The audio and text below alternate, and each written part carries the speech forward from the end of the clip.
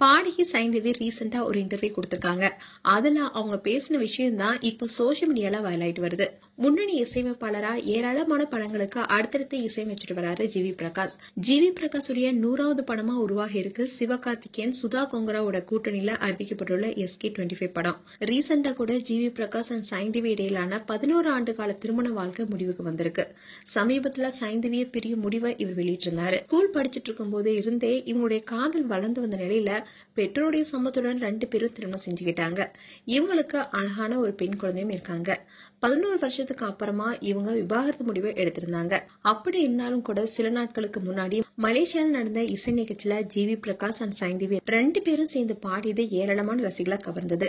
குறிப்பா 2 பேரும் இணைந்து மயக்கம் என்ன படத்துடைய பிறை தேடும் இரவிலை பாடல பாடுனது ஃபேன்ஸ் ரொம்பவே எமோஷனல் ஆகுச்சு.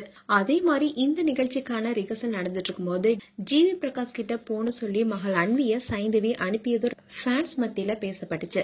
இந்த வீடியோ கூட சோசியல் மீடியால வெளியானுச்சு. இதை தொடர்ந்து தான் சைந்தவி ஒரு இன்டர்வியூ கொடுத்திருக்காங்க.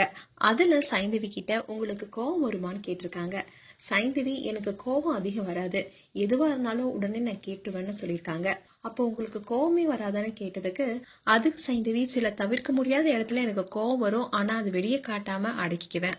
அப்படிதான் பல இன்டர்வியூல தன்னுடைய இந்த முடிவு குறித்து நிறைய கேள்விகளை தான் கேட்கறதாவும் இந்த கேள்விகள் தன்னை அதிகமா கோவப்படுத்துறதாவும் இருந்தது. அந்த சமயத்துல அவங்கள மைக் எடுத்து அடிக்கணும் போல தோணும். ஆனா அவங்க வேணும்னே என்ன ஹர்ட் பண்ண நினைக்கல, எந்த ஒரு இன்டென்ஷன்லயும் என்ன கேட்கல, அதனால நான் அமைதியா பதில் சொல்லிடுவேன்னு சொல்லியிருக்காங்க. அதோட மகள் அன்வி பத்தியும் பேசியிருக்காங்க. அன்வி எப்போதும் கையில வச்சுட்டு இருந்தாலே தூங்கிடுவா, ஆனா அவளை பாடி நான் தூங்க வைக்கிறேன்னா உடனே பாடாதுன்னு சொல்லிடுவா. என்னோட சின்ன வயசுல இருந்தே ரிலேஷன்ஸ்ல இருக்கிற குழந்தைகளுக்கு எல்லாமே பாடி தூங்க வச்சிருக்கேன்.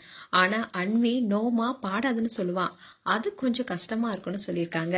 அண்ட் சைந்தவிக்கு இப்ப அவங்க அம்மா தான் ரொம்பவே சப்போர்ட்டிங்கா இருப்பதாவும் அன்விய நான் பெத்தாலும் அவளை வளர்க்கறது எல்லாமே எங்க அம்மா தான், அதுல எனக்கு சின்ன பார்ட் கிடைச்சா கூட எனக்கு ரொம்ப சந்தோஷமா இருக்கும். என்னால இப்படி வெளியே போக முடியுதுன்னா அதுக்கு அம்மாவுடைய சப்போர்ட் தான் காரணம்னு சொல்லியிருக்காங்க.